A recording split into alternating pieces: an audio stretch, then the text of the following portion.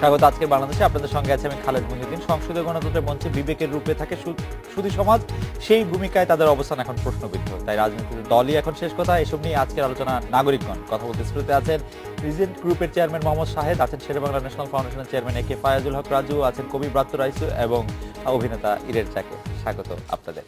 আমি জনাব শাহেদ, আপনার কাছেই প্রথমে জানতে চাইবো, কয়েকদিন আগে আপনি জানেন মহামান্য রাষ্ট্রপতি সদ্য বিদায়ী বছরের শেষ দিকে বলেছিলেন যে রাজনীতি ব্যবসায়ীদের পকেটে চলে গেছে, এটাই সবচেয়ে আশঙ্কার বিষয়।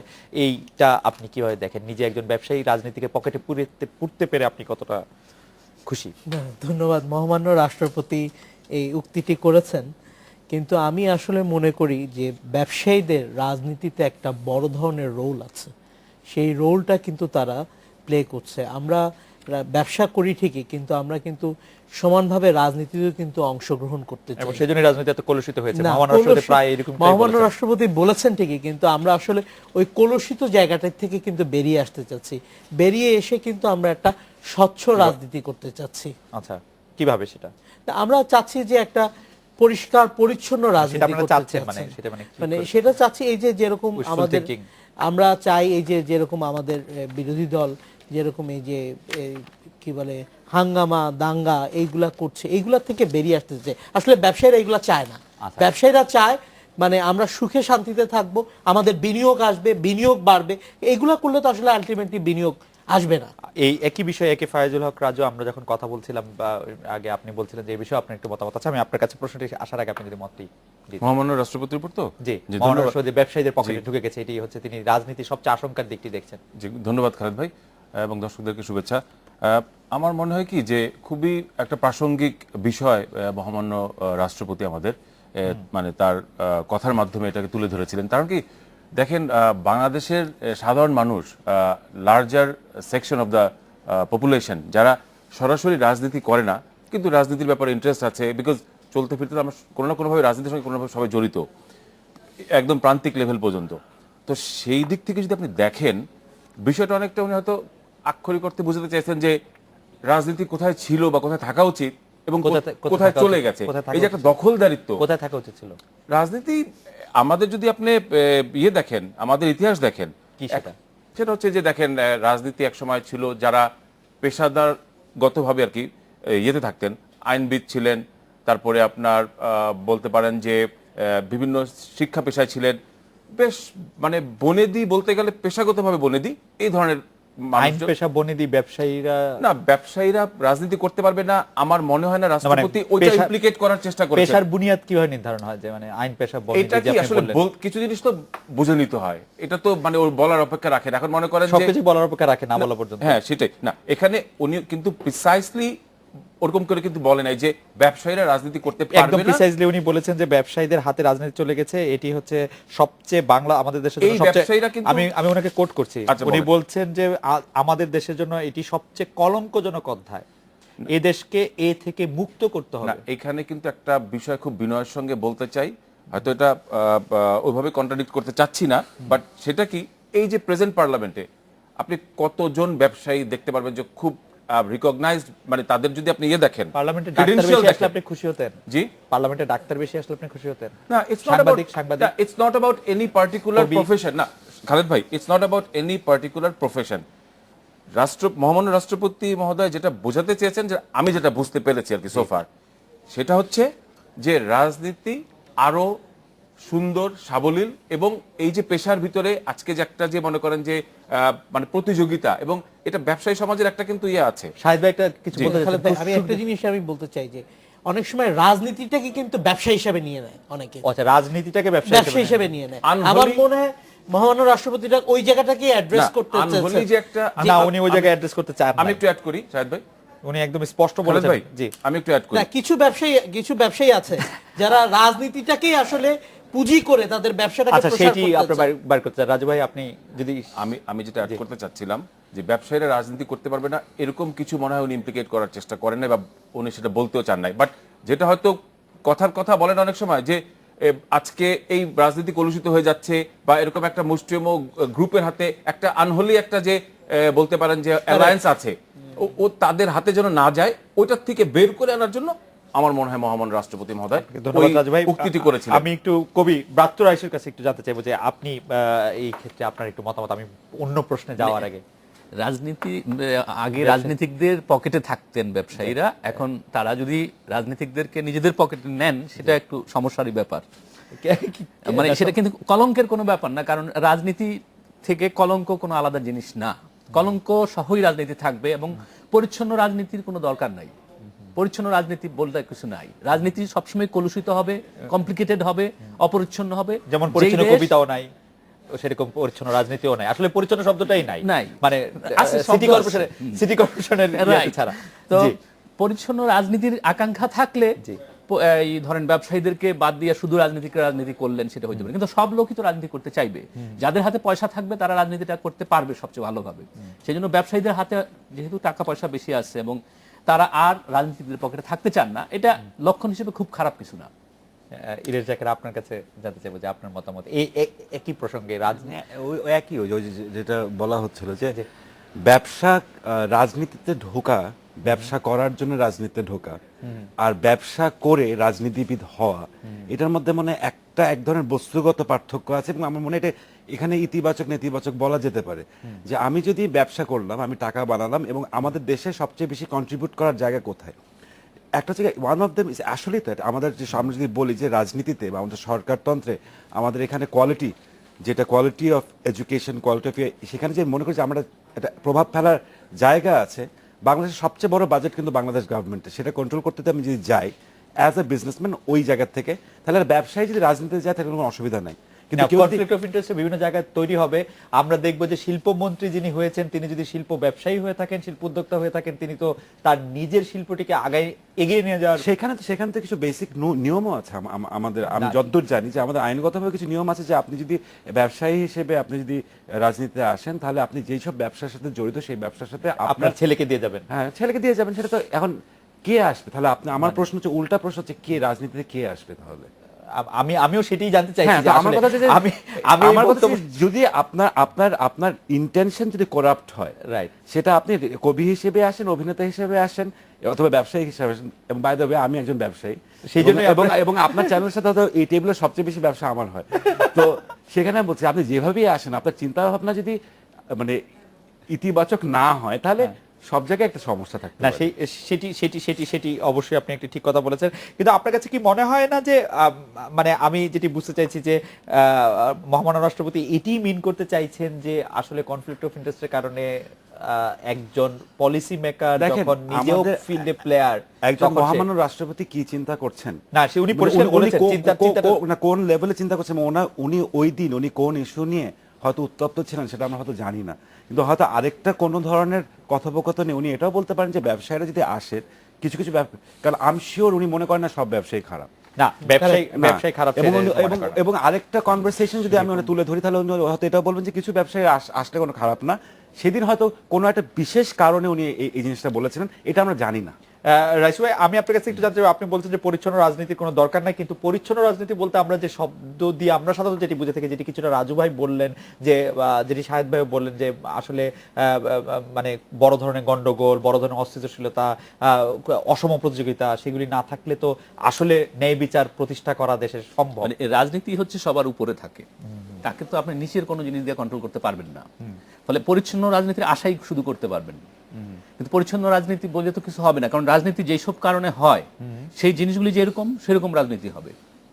আচ্ছা, আপনি তো রাজনীতিতে কোন রকমের একটা একাডেমি করে রাজনীতি তৈরি করতে পারবেন না। আপনার দেশের লোক যেরকম, দেশের মানুষের স্বভাব চরিত্র যেরকম, সেই দেশের রাজনীতি সেরকম হবে। আপনি ব্যবসায়ী, রাজনীতিবিদ, দুটি পরিচয়। আমি এখানে একটা কথা অ্যাড করতে চাই অত্যন্ত বিনয়ের সঙ্গে, সেটা কি জানেন যে একটা আদর্শ ভিত্তিক সমাজ ব্যবস্থার প্রতিষ্ঠার জন্য বেসড অন বেসিক্যালি প্রিন্সিপালস, তো সেই জায়গায় রাজনীতিতে সমস্ত পেশার সবাই আসবে, কারণ সবাই স্টেক হোল্ডার কম বেশি। কিন্তু ব্যবসায়ীদেরকে তো রাজনীতি যদি তার সঠিক পথে না থাকে ইভেনচুয়ালি তো সবাইকে এফেক্ট করবে এবং ব্যবসায়ীরা সেখান থেকে বাদ পড়বে না, ব্যবসায়ীরা অবশ্যই থাকবে। কিন্তু একটা যে অশুভ প্রতিযোগিতা আমাদের ভিতরে বিদ্যমান, বিশেষ করে নিজের উত্তরণের পথ হিসাবে রাজনীতিকে বা নিজের উত্তরণের সোপান হিসাবে রাজনীতিকে ব্যবহার করা, ল্যাডার হিসাবে ব্যবহার করা কুইক সাকসেসের জন্য, সেই জায়গাটায় আমার মনে হয় আদর্শ রাজনৈতিক পরিবেশ আপনার কাছে কোনটা, যে আদর্শ রাজনৈতিক পরিবেশ? আপনি আমাদের মহান মুক্তিযুদ্ধের যেই চেতনার ভিত্তিতে বাংলাদেশ রাষ্ট্রের সূচনা হয়েছিল বা বাংলাদেশ রাষ্ট্র আপনার হয়েছিল, এবং আমাদের মহান নেতা জাতির এখন আদর্শ রাজনৈতিক পরিবেশ সেখান থেকে তো না, আমরা তো ডিরেলড হয়েছি। এটা তো এই ব্যাপারে তো কোনো কিছু মানে এটা মানে এটাকে না ডিবেট করা, চাওয়া মতো যে রাজনৈতিক পরিবেশ সেটা কি এখন আছে, যে আপনি যেটাকে স্বচ্ছ রাজনৈতিক পরিবেশ মনে করেন? এখনো নাই, কিন্তু আমি কিন্তু গত কয়েকদিন আগে একটা টক শোতে বলেছি যে we are going through a transition time. একটা কিন্তু মানে এই কথাও আমরা অনেক দিন ধরে শুনতেছি, কিন্তু যে ট্রানজিশন টাইম ধরে এইটা তো একটা ক্রান্তিকাল, আপনি তো অস্বীকার করতে পারবেন না। বিকজ ক্রান্তিকাল সব সময় মানে ক্রান্তিকাল ছিল না, এরকম কোন একটা সময়ের কথা কি শাহেদ ভাই মনে করতে পারেন যে এটা একটা ক্রান্তিকাল ছিল? না, আপনি যদি ব্রডার পার্সপেক্টিভে জিনিসটাকে দেখেন, রাস্তা খারাপ ছিল, ক্রান্তিকাল ছিল আটমন চাল পাওয়া যেত। সেটাও তো একটা হচ্ছে, ক্রান্তিকাল। আমি একটু বলি, বাংলাদেশ স্বাধীন হওয়ার পর থেকে আমরা কিন্তু রাজনীতিতে সব সময় কোনো না কোনো সময় কিন্তু একটা অস্থিরতা দেখেছি আমরা। বাংলাদেশ স্বাধীন হওয়ার আগে, স্বাধীন হওয়ার আগে মানে আসলে রাজনীতিতে অস্থিরতা থাকে, মানে এটা এটা রাজনীতিতে অস্থিরতা থাকে। তো এই বর্তমানে আমরা যে রাজনীতিটা দেখছি এটা আসলে কিন্তু কোনো স্থির জায়গায় আছে বলে আমি ব্যক্তিগতভাবে মনে করি না, কারণ এটা একটা অস্থিরতার মধ্যে দিয়ে কিন্তু আমরা চলছি। ইরেশ জাকির কি একমত আমরা খুব অস্থিরতার মধ্যে দিয়ে চলছি রাজনৈতিক যখন আমরা বিশ্লেষণ করছি যে মানে খুব বেশি অস্থিরতার মধ্যে আছি তুলনামূলক বিশ্লেষণে? না, এখন কিভাবে অস্থিরতাটা আমরা মূল্যায়ন করব? এখন যদি আমরা বলি যে কিছু প্রসেসুয়াল চেঞ্জ, অবশ্যই এক ধরনের, এটা আপনি যেটা বললেন যে কখন একটা নতুন গণতন্ত্র কখন স্থিতিশীল থাকে বা নতুন রাজ্য, আমরা কিন্তু মানে relatively young, 40 years, 41, 42 years old. তো এখন যেটা হয় যে এখন একটা অন্য ধরনের চেঞ্জ আসছে। এখন যে চেঞ্জটা আসছে যে আমাদের একটা মেজর পার্টি, দুইটা মেজর পার্টির মধ্যে একটা মেজর পার্টি এখন অনেক দুর্বল এবং আরেকটা মেজর পার্টি অনেক স্ট্রং। তো এখান থেকে এর পরের ধাপটা কি হবে এটা আপনিও হয়তো একদম সঠিকভাবে বলতে পারেন না, আমিও সঠিকভাবে বলতে পারি না। ওই দিক থেকে আমাদের একটা গোয়িং থ্রু একটা চেঞ্জের মধ্যে দিয়ে আমাদের নেশন যাচ্ছে। চেঞ্জটা কি ভালো না খারাপ এটাও তো আমি আলবাত করে বলতে পারি না। আমি আসলে আমার জন্য এই আদর্শবান রাজনীতি এইসব বিষয়গুলো না একটু স্ট্রেঞ্জ করে, রাজনীতি আসে পাওয়ারের জন্য। রাইসু ভাই, আপনি অনেক কিছু নিয়ে চিন্তা করেন, আপনার কাছে কিরকম মনে হয় যে আমরা সব দায় যে আসলে রাজনীতিবিদদের উপর চাপাই, যে সেটা আসলে একটু কিরকম? ভালো কবিতা হচ্ছে না কেন দেশের রাজনৈতিক অস্থিরতা, ভালো গান হচ্ছে না দেশের রাজনৈতিক অস্থিরতা, ভালো নাটক হচ্ছে না, সাংবাদিকতা একেবারে হচ্ছে না কারণ রাজনৈতিক ভাবে আমরা বিভক্ত। এর কারণটা কি? আসলে রাজনীতির দোষটা দিয়ে আমরা কি আসলে কি সুখটা পাই? মানে রাজনীতিবিদরা তো অনেক কিছু করতে চায়, যেমন ধরেন আপনি শুদ্ধ ভাষায় কথা বলতে হবে, সেটাও আসে কিন্তু ওই রাজনীতির লাইনেই আসে, বা যে কোনো কিছুই রাজনীতি চাপায় দেয়, সেজন্য রাজনীতিকে দোষ দেওয়া যাইতে পারে। রাজনীতি যে কোনো কিছু চাপিয়ে দেয়, রাজীব ভাই আপনি কি এটা বলবেন যে রাজনীতি চাপিয়ে দেয় যে কোনো কিছু? রাজনীতি তো শেষ পর্যন্ত পাওয়ার নিয়েই কাজ করেন, তাই না? না, পাওয়া না পাওয়ার কোনটা? পাওয়ার ক্ষমতা। ক্ষমতা না, রাজনীতি মাত্রই সেখানে ক্ষমতার বিষয়টা থাকবে, এটা তো অস্বীকার করার মানে আপনার মনে করেন যে কোনো উপায় নাই বা কোনো অবকাশ রাখে না। But at the same time একটা জিনিস আপনাকে বুঝতে হবে যে আমরা যেই বাংলাদেশকে চাই বা যেভাবে দেখতে চাই এবং যেই রাজনীতির মাধ্যমে বাংলাদেশ, বিকজ রাজনীতি হচ্ছে কি আপনার নেতৃত্ব দিবে, রাজনৈতিক নেতৃবৃন্দ দেশকে নেতৃত্ব দিবে। রাজনীতির কাজটা হচ্ছে দেশকে তার কাঙ্ক্ষিত জায়গায় নিয়ে যাওয়ার জন্য যে নেতৃত্ব, সেটাই তো রাজনীতিবিদদের কাজ, এবং রাজনীতি সেই জন্যই তো করা হয়। বিকজ সবাই তো দেশের ভালোর মঙ্গলের কথা, এই কথাটা বলেই তো রাজনীতিতে আসে, না তো কিন্তু আসতো না রাজনীতিতে। তো সেই জায়গাটা যদি আপনি দেখেন, যে আমার মনে হয় যে আমরা একটা বিরতি নিয়ে, রাজু ভাই আপনার এই জায়গা থেকে আমি বলতে চাই যে আপনি ক্ষমতার কথা বলছিলেন যে রাজনীতি মানেই হচ্ছে যে সবাই তো কোনো না কোনো ক্ষমতা চায়, যেটা রাইসি ভাই শুরু করলেন, কিন্তু কে আসলে কোন পেশায় বা না পেশায় থেকে আসলে ক্ষমতা কে চায় না? সবাই তো ক্ষমতাই তো অর্জন করতে চায়, ক্ষমতা কে চায় না সেটা জানবো বিরতির পর। ইরেশ ভাই বলছেন যে অনেক বিজ্ঞাপন টিকাপন দিচ্ছেন, দেখি কতটা বিজ্ঞাপন আসছে, আমরা একটা বিরতি নিয়ে ফিরছি। ফিরে এলাম আজকে বাংলাদেশের। রাজু ভাই, বিরতির আগে আপনি ক্ষমতা নিয়ে বলছিলেন, আমি জানতে চাচ্ছিলাম যে শুধু রাজনীতিবিদরাই যে ক্ষমতা পাওয়ার জন্য বা পাওয়ার প্র্যাকটিসটা করেন সেটি তো নয়, সবাই তো আসলে ক্ষমতা চান যে যার ক্ষেত্রে। না, সেটা চেতেই পারে এবং সেখানে তো দোষের কিছু নাই। বিকজ বিশেষ করে যারা রাজনীতি করেন, যে দলগুলো বা যে রাজনৈতিক নেতৃত্ব, তাদের একটা কিন্তু আলটিমেট টার্গেট থাকে যে ক্ষমতা। বিকজ ক্ষমতা যদি আপনি না যান, আপনার যে আদর্শগত যে রাজনীতির বা যেই চেতনার ভিত্তিতে আপনি রাজনীতি করছেন, জনগণকে উদ্বুদ্ধ করার চেষ্টা করছেন বা জনগণকে সম্পৃক্ত করছেন, তাহলে তো আপনি আলটিমেট গোলে আপনার যেতে পারবেন না, আপনার যদি স্টেট পাওয়ার আপনার হাতে না আসে। বিকজ শুধু আপনি আজকে বাম দলগুলোর কথা বেশি দরকার, বাম দলদের তো আদর্শ অনেক কথা তো আমরা শুনি এবং দীর্ঘ সময় ধরে শুনছি, আমি রেসপেক্ট দিয়ে বলছি। বাট বাম দলগুলো যদি ক্ষমতায় বাংলাদেশে যেতে পারতো, যেমন পশ্চিমবঙ্গে তাদের একটা যেহেতু তাও সেখানে অবশ্য আপনি বলছেন যে স্টেট পাওয়ারে না আসলে আসলে বড় ধরনের কোনো পরিবর্তন করা যায় না। Exactly. কিন্তু পৃথিবীর সব বড় বড় পরিবর্তনগুলি স্টেট পাওয়ারে যারা ছিলেন না তারা করেছেন। আপনি যদি ধর্মীয়, চিকিৎসা, সাহিত্য সব ক্ষেত্রে যদি আপনি বলেন, আবার বিজ্ঞান, আমাদের মানে এমন কোন পরিবর্তন কেউ করেন নাই বড় পরিবর্তনগুলি যারা আসলে না সেটা তো ক্ষেত্র বিশেষের কথা আপনি বলছেন, আমি ক্ষেত্র সবগুলি কথা বাট বলছি। অ্যাজ এ হোল যদি আপনি জিনিসটাকে দেখেন, বাংলাদেশ নামক যে রাষ্ট্রটি আমাদের, জি, এটার যে এইটার আপনার রাজনৈতিক ফসল, রাষ্ট্র। এটা তো রাজনৈতিক ফসল। আপনার রাজনৈতিক নেতৃত্বের মাধ্যমেই তো আমাদের না, বাংলাদেশ, সেই ব্যাপারে এবং কোনো- সঠিক এবং প্রজ্ঞাবান রাজনীতিবিদদের জন্যই তো আমরা আজকে বাংলাদেশটা পেয়েছি। বিশেষ করে আমরা যে বঙ্গবন্ধুর নেতৃত্বে বাংলাদেশটা পেলাম, সঠিক রাজনীতির জন্যই তো। শাহিদ ভাই, এই ব্যাপারে যদি আপনি কুইক কমেন্ট করেন, আমি রাইসু ভাইয়ের কাছে একটু যেতে চাই আরেকটা প্রশ্ন নিয়ে। না, বিষয়টা হচ্ছে যে পাওয়ার পলিটিক্স, এই জিনিসটা কিন্তু আমরা সবসময় একইভাবেই কিন্তু দেখে আসছি। এটা কোনো সময় বিএনপি বলেন, কোনো সময় আওয়ামী লীগ বলেন, কোনো সময় আমরা দেখেছি জাতীয় পার্টিকে বলেন, পাওয়ার পলিটিক্স, তারা পাওয়ার এনজয় করে। এটা হচ্ছে এখানে কোনো আদর্শগত কোনো কথা নেই। হ্যাঁ, আদর্শগত জায়গা আছে, আপনি আপনার পাওয়ারটাকে সঠিক প্রয়োগ করছেন না আপনি বেঠিক প্রয়োগ করছেন, সেই জায়গাটা কিন্তু আমাদের প্রশ্ন।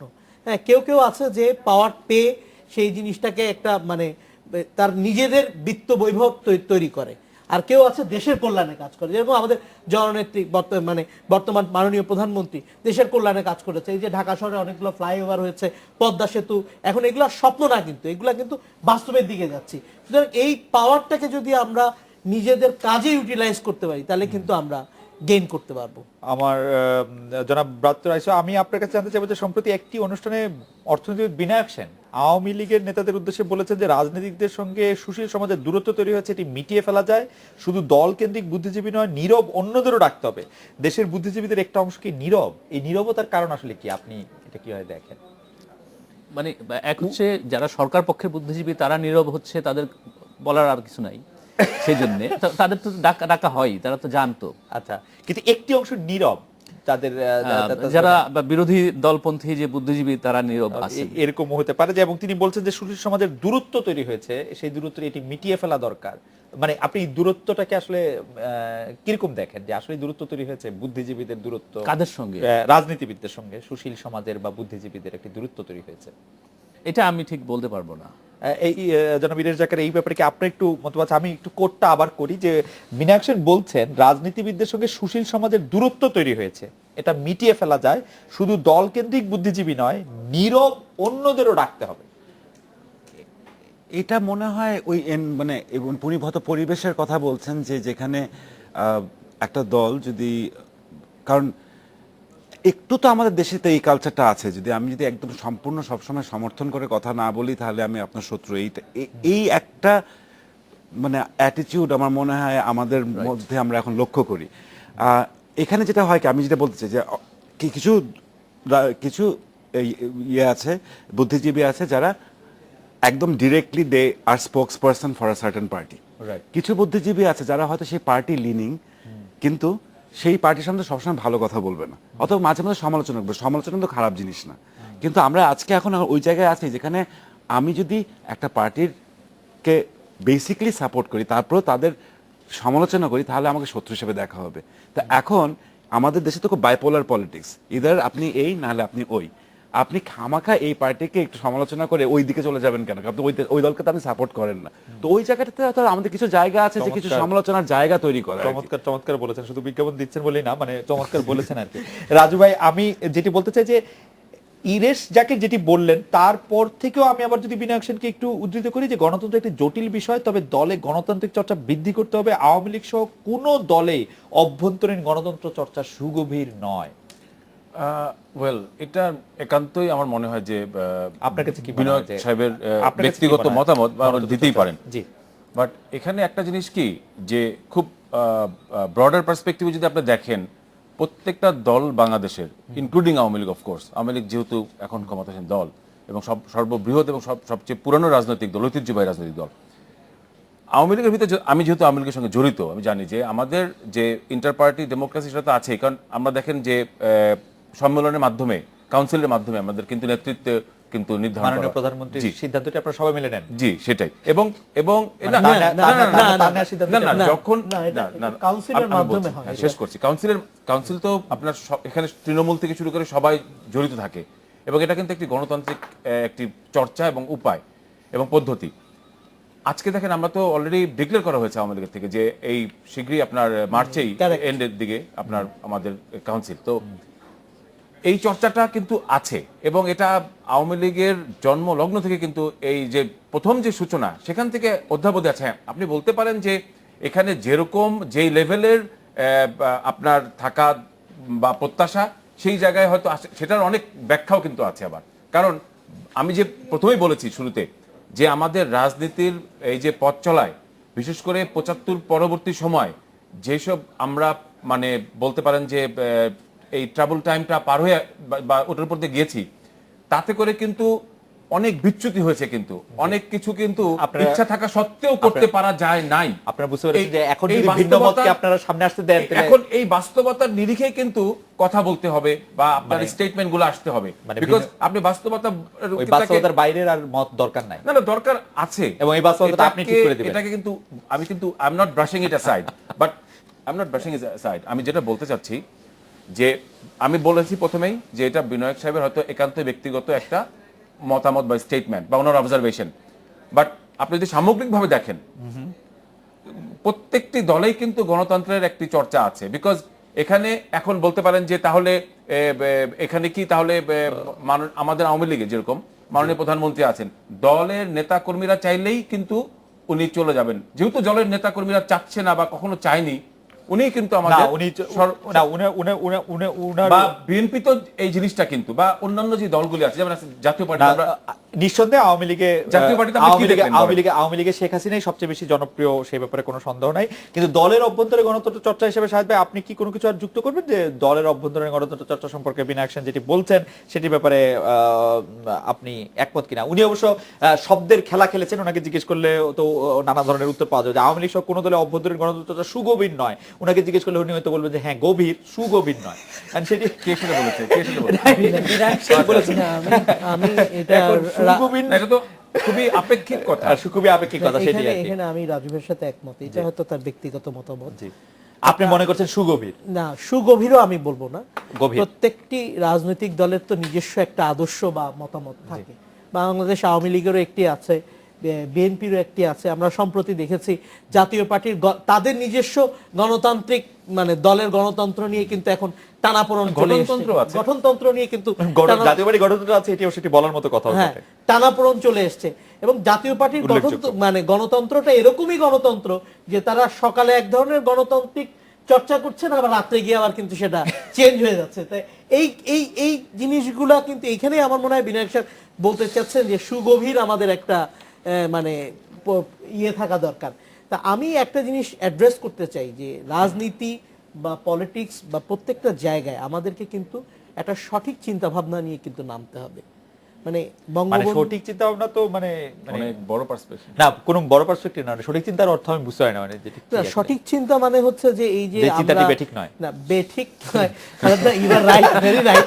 কিন্তু মানে বিষয়টা হচ্ছে যে আমি যে জিনিসটা বুঝাতে চাচ্ছি যে এই যে আমরা এই পাওয়ার পলিটিক্সের জন্য আমরা এই যে হত্যা, খুন, এইগুলা যে পেট্রোল বোমা, এইগুলার থেকে আসলে আমাদের সব দলকে বেরোতে হবে, সব দলকে বেরিয়ে আসতে হবে এইগুলা থেকে। কারণ আমরা উই আর কমন পিপল, আমরা বাংলাদেশে বাস করতে চাই, আমরা বাংলাদেশে আমাদের পরিবার এখন আসলে নিরাপদ বোধ। আমাদেরকে আরেকটা বিরতি নিতে হচ্ছে। বিরতির পর ফিরে এসে আমি কবি ব্রাত্য রাইসে এবং মানে অনেক পরিচয় জনাব ইরেশ জাকির, আপনাদের দুজনের কাছে একটি প্রশ্ন। আমি প্রথমে ব্রাত্য রাইসুর কাছ থেকেই জানতে চাইবো যে দেশের স্বাধীনতায় পরবর্তীতে গণতন্ত্র প্রতিষ্ঠায় জনতার ভোটাধিকার ফিরিয়ে আনতে শিল্প সংস্কৃতির মানুষজন দারুণ ভূমিকা রেখেছেন, অ্যাটলিস্ট আমরা এটি স্বীকার করি। এসব ক্ষেত্রে তাদের এখনকার ভূমিকা মানে যা আমরা দেখতে পাচ্ছি সেটিকে আপনি কিভাবে দেখেন এবং তারা কতটা সোচ্চার, কতটা সচেতন, সেটি আমরা আপনাদের কাছে একটু শুনবো। আমরা একটা বিরতি নিয়ে ফিরে এলাম আজকে বাংলাদেশের রাসেল। আপনার কাছে যখন প্রশ্ন নিয়ে আসছি তখন দর্শকরা বিভিন্ন মতামত পাঠাচ্ছেন। রাসেল একজন, উনি বলছেন বাংলার নাগরিকরা এখন রাজনীতির ফুটবল। যাই হোক, উনি কি বুঝাতে চেয়েছেন আমি যা বুঝেছি তা ঠিক বুঝেছি কিনা জানি না। আমি আপনার কাছে জানতে চাইছিলাম যে দেশের স্বাধীনতার পরবর্তীতে গণতন্ত্র প্রতিষ্ঠায় জনতার ভোটাধিকার ফিরিয়ে আনতে শিল্প সংস্কৃতির মানুষজন দারুণ ভূমিকা রেখেছেন। এসব ক্ষেত্রে তারা এখন কতটা সোচ্চার, তাদের ভূমিকা আপনি সেক্ষেত্রে আপনার তো বলতে হবে যে দারুণ ভূমিকাটা কিভাবে রাখছিলেন তারা। তারা 71 পরবর্তী সময়, 71 পরবর্তী সময়ে 90 ভোটাধিকার কি তত্ত্বাবধায়ক সরকারের ক্ষেত্রে সবাই ওই যে এরশাদ বিরোধী আন্দোলনের কথা বলছিলেন আপনি? এরশাদ বিরোধী আন্দোলন। আচ্ছা আচ্ছা। তো ওইটাতে তারা একটা অবশ্যই রাখছেন মনে হয়। এখন আবার সেই ধরনের একটা কিছু করার না, ক্ষেত্রে মানে সেটা হচ্ছে যে শুধু গণতন্ত্র প্রতিষ্ঠার ক্ষেত্রে তো অনেকগুলি যে ভিন্ন মত সহ্য করার ক্ষেত্রে মানে অকারণে গলার মধ্যে ছুরি দিয়ে কাউকে মেরে না ফেলে বা মরে না যাওয়ার ক্ষেত্রে আসলে তখনকার যে এরশাদ বিরোধী যে আন্দোলনে যারা ছিলেন, যে সুশীল সমাজ ছিলেন, তারা কিন্তু এখনকার সরকারের সঙ্গে আর বিরোধী অবস্থানে নাই, তাদের পাওনাটা তারা পাইছেন আমার মনে হয়। ফলে সুশীল সমাজের সেই অর্থে কিন্তু গণতন্ত্রের প্রতি আর কর্তব্য বিশেষ নাই। তারা এখন চুপচাপ বৈশা থাকলে তো সমস্যা নাই কোনো, আপনি যা চাইছেন তা পাইছেন। গণতন্ত্র তো মূল আরাধ্য না, আরাধ্য হচ্ছে আপনি যা চান সেটা। সেটা আপনি গণতান্ত্রিক উপায়ে পাইতে পারেন, স্বৈরতান্ত্রিক উপায়ে পাইতে পারেন, বা এই যে কমিউনিস্টদের ওয়েতে পাইতে পারেন। কিভাবে পাইছেন এখন এই সুশীল সমাজের যেটা চাহিদা ছিল সেটা আওয়ামী লীগ সরকার তাদেরকে দিচ্ছে। ফলে তাদের আর নতুন কোন গণতন্ত্রের দরকার আমি মনে করি নাই। সেটা কি জানতে পারি, মানে সেটা কি আরাধ্যটা কি পাইছে সেটা আপনি এই যে তাদের নিজেদের সরকার, তাদের নিজেদের ধরেন সুশীল সমাজে যে চাহিদা ছিল, নিজেদের সরকার মানে অনেকগুলি ভালো লোকের যদি সরকার, এই সরকার হয়তো অনেক বড় সার্টিফিকেট। আপনি দেখেন সুশীল সমাজের সঙ্গে এই সরকার সম্পর্ক খুবই ভালো, মানে সুশীল সমাজ এবং সুশীল সমাজ বলতে আপনি যাদেরকে বোঝাচ্ছেন, যারা কিনা গণতান্ত্রিক ফিরায় আনার সময় ভূমিকা রাখছিলেন, যাদের কথা বলছেন, তাদেরকে আমি তো আওয়ামী লীগ সরকারের সঙ্গে ওতপ্রোতই দেখতে পাই। তাদের আরাধ্যটা নিয়ে কি আর আপনি কিছু বলবেন যে তাদের কি পাওয়ার ছিল? সরকারে তারা আসা, সরকারে তাদের ক্ষমতার অংশীদার হওয়া। এবং সুশীল সমাজ যে বিনায়ক সেন যে নীরব বুদ্ধিজীবীদের ডাকতেছেন, তাদের বাদ দিলে যারা সরব বুদ্ধিজীবী কিন্তু কথা বলেন না, তারা তো এখন সরকার সঙ্গেই আছেন। আচ্ছা, ইরের জাকের এটা নিয়ে কি বলবেন যে মানে এই সময়ে তাদের ভূমিকাটা আপনি কিভাবে দেখেন? এই সময় আমার যেটা মনে হয় যে আমরা তো এখানে অনেক আমরা একটু মৌলিক জায়গায় যদি আসি, হ্যাঁ, যে আসলে আমরা মানে যারা যেটা সেই জায়গা থেকেই তো আমরা ঠিক করে কাজ করছি। বাংলাদেশের বুদ্ধিজীবী কারা, বাংলাদেশের লেখক কারা, বাংলাদেশের নাট্য নির্মাতা বা চলচ্চিত্র নির্মাতা কারা, মানে আমাদের তো ওই সব জায়গায় আমরা অনেক বেশি নড়বড়। আমাদের তো কোয়ালিটি অফ দিস ইন্ডাস্ট্রি অনেক কমে গেছে। আমাদের নিজেদের জায়গা থেকে কিন্তু আমরা, মানে আপনি যদি চিন্তা করেন এখন এক একটা আমাদের যে আমি এখন যে টেলিভিশনের সমালোচনা একটু যাই, টেলিভিশনের নাটকের যে অবস্থা, এক সময় যারা টেলিভিশন নাটক করতেন, বছরে 3টা নাটক করতেন, 3টা নাটক অসাধারণ কোয়ালিটি হতো, সেটা তারা পরিচিতি পেতেন, রেস্ট অফ দ্য টাইম তারা এসব ব্যাপারে একটু মানে ইনভলভ থাকতে পারতেন। এখন একজন রেগুলার অভিনেতা টেলিভিশনে তার 30 দিন থেকে মাসে 40 দিন শুটিং করতে হয়, তার সময় কই এখন এটা নিয়ে কাজ করার? এবং সেই জায়গা থেকে আমাদের এরকম শিল্প সংস্কৃতি জায়গাটা আমার যেটা মনে হয় যে more than try to target direct political change, কারণ এখন পলিটিক্স অনেক বেশি স্পেশালাইজড, আমাদের নিজেদের জায়গায় একটু চিন্তা ভাবনা করে আমাদের সংস্কৃতি, আমাদের যে নিজেদের আর্টিস্টিক কাজগুলো, সেগুলোকে আরেকটু মানে পলিটিক্যালি সোশ্যালি রিলেট করা উচিত। সেই জায়গার চিন্তা ভাবনার জায়গাটা তো আমাদের নাই। আপনার রাইসু ভাই যেটি বলছেন যে আসলে তাদের যেটা পাওয়ার সেরকম তো তারা পেয়ে গেছে। রাইসু ভাই তো আমার বাবার কথা বলছেন, আমার চাচার কথা বলছেন, আমার মামার কথা বলছেন, আমাদের কথা বলেন না। ওনাদের কথা চিন্তা করেন, তখন 70 বছর বয়স, কয়েকদিন পরে মারা যাবে। আমরা যারা আছি তা আপনারা আমাদেরকে উনি যেটা বলছেন যে ওই সময় যারা ভূমিকা রাখছিলেন, যে ওইটা নিয়ে আমার সুশীল সমাজ, তারা কেন ভূমিকা রাখছেন না, ওনার প্রশ্ন কিন্তু ওইটা ছিল, মানে তরুণ সমাজের কথা কিন্তু বলেন নাই। আর এসব ক্ষেত্রে তারা এখন কতটা সোচ্চার, সেটার ক্ষেত্রে যদি আমি তরুণ সমাজ এখন না বলি, তবু যদি বলি এখন তাদের অবস্থানে যারা আছেন তারা আসলে কতটা সোচ্চার, আমি যদি এখন তাদের অবস্থানে কারা আছেন? নতুন কোন বুদ্ধিজীবী তো নাই। টকশোতে আসেন এরকম কিছু লোকজন আছেন, তাদেরকে আপনি বুদ্ধিজীবী বললে হবে না। তো বুদ্ধিজীবী আপনি কাদেরকে বলতে হবে? না, বুদ্ধিজীবী শুধু টকশো করলে তো বুদ্ধিজীবী না, টকশো করার বাদেও তো অনেকে লিখতেছেন, অনেকে কবিতা লিখতেছেন, গান গাইতেছেন, বই গবেষণা করতেছেন। হ্যাঁ, তারা একসময় হবেন। আমরা এখনো হয়ে উঠতে পারি না আসলে প্রজন্ম হিসেবে। আমি যদি একটু একাডেমিক নিচে জানতে চাই যে আপনি কি হয়ে উঠছেন যথেষ্ট বুদ্ধিজীবী হিসেবে? বলা যেতে পারে যে আপনি যথেষ্ট হয়ে উঠছেন, কারণ আমার তো মাধ্যমটা সরকার বা সরকার বিরোধিতা না, আমার মাধ্যমটা হচ্ছে কালচার। জি, ফলে ওইখানে বুদ্ধিজীবী হওয়ার সহজ। ওইখানে বুদ্ধিজীবী মানে এই সহজ কাজটা আপনাকে ছাড়া আর কে করতে পারলো? অল্প কিছু লোকজন পারেন, যে মানস চৌধুরী আছেন, উনি পারছেন। তারপর ধরেন আরো 2-1 আছেন, একজনের নাম অনেক মনে করতে পেরেছেন। আমরা আর একটু বিরতি নিয়ে ফিরে এসে অতিথিদের সঙ্গে আরো কথা বলি। ফিরে এলাম আজকের বাংলাদেশে। রাজু ভাই, আপনি খুবই আগ্রহ নিয়ে আলোচনা শুনছিলেন, যেটি বিরতির আগে ব্রাত্য রাইসো এবং এরিয়ার যাকে যেতে অংশ নেন, সেক্ষেত্রে আপনি যদি কোনো মতামত থাকেন তাহলে আমি একটু পরের বুদ্ধিজীবীদের ব্যাপার। জি আচ্ছা, বুদ্ধিজীবীদের ব্যাপারে আমার একটা ব্যক্তিগত অভিমত আছে। সেটা কি জানেন, যে একটি জ্ঞান ভিত্তিক সমাজ ব্যবস্থা কায়েম করার জন্য, একটি বুদ্ধিভিত্তিক সমাজ ব্যবস্থা বা রাষ্ট্র ব্যবস্থা কায়েম করার জন্য, হ্যাঁ, আপনি নলেজ বেসড সোসাইটি যেটাকে বলে, সেটার জন্য কিন্তু রাজনীতিবিদদের বাইরে বা রাজনৈতিক নেতৃত্বের বাইরে গিয়ে এই যে আমাদের যে বুদ্ধিজীবী সমাজ যারা আছেন বা সুশীল সমাজ যারা আছেন, তাদের নিঃসন্দেহে ভূমিকা রাখার জায়গা আছে এবং রাখা উচিত। মানে এটাকে আপনি পলিটিক্সের সঙ্গে মানে তালগোল পাকে এক করলে হবে না। ওইটা তাদের একটা নিজস্ব একটা বলতে পারেন যে প্ল্যাটফর্ম একটা, সেখান থেকে তারা ডিরেক্টলি বা পলিটিক্সের সঙ্গে জড়িত না হয়ে কিন্তু তারা একটা ভূমিকা রাখাও পারে, এবং এটা কিন্তু আমাদের ইতিহাসে আছেও অংশ, যে এখনো রাখছে। আমি আসলে কিছুটা এখানে কন্ট্রাডিক্ট করি যে তাদের যা পাওয়ার ছিল তারা পেয়ে গেছে। আসলে কি দেখেন, বাংলাদেশে তো আমরা সেই বাংলাদেশ দেখতে চাই যে বাংলাদেশে স্বাধীনতা সপক্ষে সমস্ত রাজনৈতিক দলগুলি থাকবে, সেখানে স্বাধীনতার পক্ষ বিপক্ষ বলে কিছু থাকবে না। সাধারণ জনগণ তো এটাই আশা করে। তো আমরা তো সেই পথেই কিন্তু যাচ্ছি। আগামীতে আপনি দেখবেন যে এখানে কম্পিটিশন হবে, পলিটিক্যাল যে রেসটা বা কম্পিটিশনটা সেটা কিন্তু থাকবে, সব সময় থেকে যাবে। মাননীয় প্রধানমন্ত্রী বাংলাদেশের শেষ প্রধানমন্ত্রী না, কিন্তু আমাদের জননেত্রী শেখ হাসিনা। এরপরে উনি নিজেই বলেছে যে আরো অন্যরা ধরবে, কিন্তু তারা কারা? না, আমি একটু শেষ করে দিচ্ছি। তারা কারা? তারাই হবে যারা বাংলাদেশের চেতনায় বিশ্বাস করে, বাংলাদেশের আদর্শে বিশ্বাস করে, এবং তাদের ভিতর দিয়ে এই কম্পিটিশনটা হবে, এই প্রতিযোগিতা হবে। সেটার দিকেই আমরা মনে হয় যে এরকম বলে যে আপনারা আপনাদের রাজনৈতিক প্রতিপক্ষকে একটা লেভেল দেওয়ার জন্য সবসময় শব্দগুলি ব্যবহার করেন, যে তারা বাংলাদেশ আসলে আদর্শে বিশ্বাসী না। এটা তো একটা রাজনৈতিক বলবো যে এগেইন একটা আরেকটা রিটরিক, বড় মাত্রা রিটরিক, যে বলে দিল যে এরকম একটা কিছু, মানে যে এটাকে ডিমিন করার জন্য। যেমন এটা রাইসু ভাই কিছুটা বলেছিলেন যে মানে মহৎ, ইরেশ ভাইও কিছুটা বলেছিলেন যে আসলে বিপক্ষে কোন একটা মতামত দিলেই আপনারা সেটাকে একটা আরেকটা লেভেল দেওয়ার একটা চেষ্টা করেন। রাজনৈতিক ভাবে যদি কোনো স্টেটমেন্ট আসে বা কোনো বক্তব্য আসে, সেটাকে তো রাজনৈতিক ভাবে মোকাবেলা করে রাজনীতিবিদ। এটাই তো প্রচলিত। আপনার ধরেন সরকারের একটা ছোট্ট সেক্টর একটা দুর্নীতি করেছে, এই প্রশ্ন যখন আসে তখন তো বলা হয় যে তার বাবার চাচা বা খালু বা ফুপা রাজাকার ছিল। ওয়েল, এইটা মানে ক্ষেত্র বিশেষে হতেই পারে। এটা এরকম কিছু না যে হবেই না, এরকম দু একটি ব্যাপার তো এরকম আমাদের ভিতরে রয়েই গেছে, এবং এটাকে একটু বলি। এখানে আসলে হয়েছে কি, মুক্তিযুদ্ধের সময় যেরকম জামাত ইসলামের কথা বলি, তাদের কিন্তু একটা দলীয় সিদ্ধান্ত ছিল যে তারা মুক্তিযুদ্ধের পক্ষে থাকবে না, তারা মুক্তিযুদ্ধের বিপক্ষে থাকবে। রাইট, এটা কিন্তু তাদের একদম স্পেসিফিক দলীয় সিদ্ধান্ত ছিল, এ ব্যাপারে কোনো সন্দেহ নেই। সেই জায়গাটিতে যখন দেখি যে এই মুক্তিযুদ্ধের বিপক্ষ শক্তি যখন বারবার বাংলাদেশের সোচ্চার হতে থাকে, এই জায়গাটা কিন্তু আমাদের, এবং আওয়ামী লীগ তাদেরকে নিষিদ্ধ করে না। আওয়ামী লীগ নিষিদ্ধ করে না, নিষিদ্ধের একটা প্রক্রিয়া আছে। সাবেক আইনমন্ত্রী কমপক্ষে অনেকবার বলেছে যে এই প্রক্রিয়া আরো অনেকবার। আপনার কথাটা আমি একমত, আমিও মেনে নিলাম যে এটা পার্টিসিপেট করতে পারেনি এবার ইলেকশনে। জামাত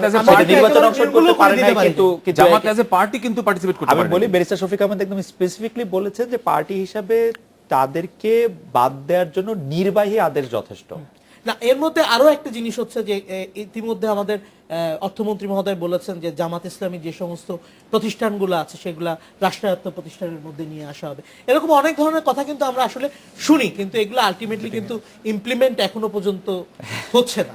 তো এই জায়গাগুলোতে কিন্তু এই যে স্বাধীনতার পক্ষে বিপক্ষে, এই জায়গাগুলোতে আমার কাছে যেটা মনে হয় যে আমরা স্বাধীনতার বিপক্ষে যারা অবস্থান করেছে তাদেরকে আসলে মানার কোনো সুযোগ আছে বলে আমার মনে হয় না।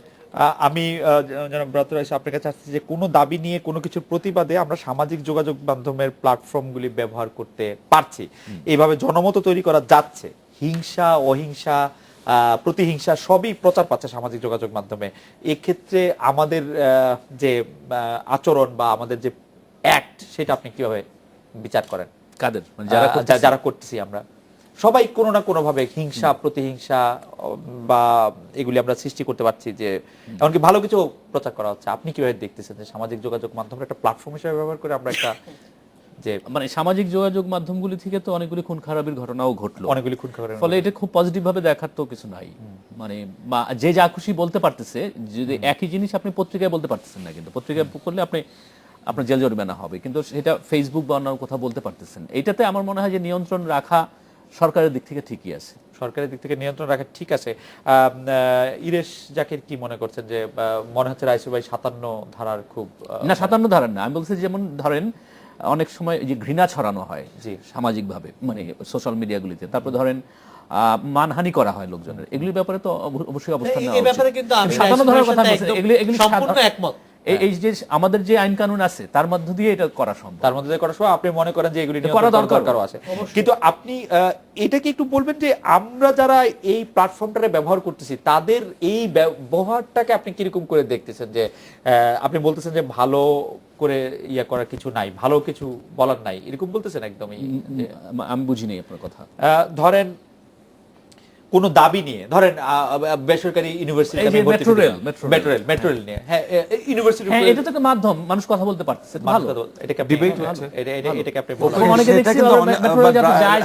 রাইসু ভাই সেটা কিন্তু অনেকে বলবে যে আপনি যারা মেট্রো রেল নিয়ে ঢাকা শহরে যানজট বাড়াচ্ছে তাদের প্রতি আপনি ঘৃণা ছড়াচ্ছেন। এই ঘৃণা ছড়ানোর বিষয়টাকে যদি আপনি একটা এটা তো বিষয়টা আপেক্ষিক, আমাদের কিছু very specific thing we can clamp down on, কিন্তু এই আমরা যখনই এইরকম ল্যাঙ্গুয়েজের দিকে যেতে চাই যে ঘৃণা ছড়ানো, তখনই কিন্তু আস্তে আস্তে যেটা হয় যে আস্তে আস্তে এটা ঘৃণা ছড়ানো ওটা ঘৃণা ছড়ানো, যেটা কয়েকদিন আগে হয়েছিল ফেসবুকটা বন্ধ হয়ে যাবে। হ্যাঁ, আমার কাছে মনে হয় যে সোশ্যাল মিডিয়ামে সেন্সরশিপ এটা ইজ এ খুবই, আমি বলছি না আমি এটা বুঝি, বাট আমার কাছে খুব একটা জটিল বিষয় মনে হয়। আপনি কোনটার পক্ষে যে আপনি সেন্সরশিপ করতে চান? আমি কোনটার পক্ষে জানেন? আমি ওটার পক্ষে যদি কেউ এসে রাজাকারদের পক্ষে বলে এটা আপনি বন্ধ করার চেষ্টা করুন, বন্ধ করতে না পারেন, আপনার স্টেট হ্যাজ এনাফ পাওয়ার যে আপনি গিয়ার এনাফ সাপোর্টার, দেশে 90 থেকে 99% মানুষ মনে করে রাজাকার খারাপ, সবাই কিন্তু একটা ক্যাম্পেইন করে আপনি ফেসবুক স্ট্যাটাস দেওয়ান না, ইয়ে হয়ে যাবে। তারপরেও যদি মানে, কিন্তু এইটার বিপক্ষে যে যুক্তিটা সেটা হচ্ছে যে বাংলাদেশে চাঁদে একজনকে দেখা গেছে দেখে 14 জনকে মেরে ফেলা সম্ভব আসলে, মিসলিড করার জন্য খুব বেশি ব্যবহার করা হয়েছে। আমরা দেখছি হেফাজতে ইসলামী যখন মানে আসছে, সেখানে ফেসবুকে আসলে অনেক রকম তথ্য, হাজার মানুষ মারা গেছে এরকম বলা হচ্ছে, লোকজন কিন্তু ধরা হচ্ছে না। ইরেশ যেটা বলতেছেন যে সেটার ওরকম রাষ্ট্রীয়ভাবে আমার কাছে মনে হয় যে দেখেন, আমার যদি ব্যক্তিগত কোনো দেশে কোনো আইনগত বিষয়ে আমার যদি কোনো ব্যক্তিগত মতামত থাকে, এটা যে আমি ফেসবুকে লিখি, এখন যদি আপনি যদি প্রত্যেকটা মতামত যেটা আপনার সরকারপন্থী বা আমরা রাষ্ট্রপন্থী যদি হিসেবে ধরা হয়, সেটা যদি আমাকে ধরে নিয়ে যাওয়া হয়, আলটিমেটলি এটার শেষটা কোথায় আমি ঠিক বুঝতে পারি না। হয়তো এটাই দরকার। আমি রাইসু ভাই কি এটা নিয়ে করে একটা মতামত করবেন যে এটা আসলে শেষ কোথায় সেটা তো বোঝা যায়? এটা একটা রক্ত করে প্রচলিত আইনে যা আছে তার মধ্য দিয়ে ফেসবুকে আপনি যা বলছেন তা যদি ধরার মধ্যে হয় তাহলে ধরবে, আর না ধরার মধ্যে হলে ধরবে না। এই আইনের বাইরে কোনো রাইসু ভাই, এখন আমরা ওই অবস্থায় চলে এসেছি যেখানে আমরা ধর্মনিরপেক্ষতা যদি বাংলাদেশের একদম মানে কোর আইডিয়াল যদি বলি, ধর্মনিরপেক্ষতা নিয়ে আপনার বলতে হলে আপনার এখন বাংলাদেশের সবচেয়ে প্রধান ধর্মের অপপ্রচার এবং মানে ওই ধর্মের নামে খারাপ কথা দিয়ে বলতে হবে। আপনি বাংলাদেশে ওই কোথাও কোনো মাধ্যমে, গণমাধ্যম হোক এবং সামাজিক মাধ্যম হোক, কোথাও কি কেউ বলবে যে বাংলাদেশে ইসলাম ধর্মের অপপ্রচার নিয়ে কথা বলাটা অ্যাকসেপ্টেবল?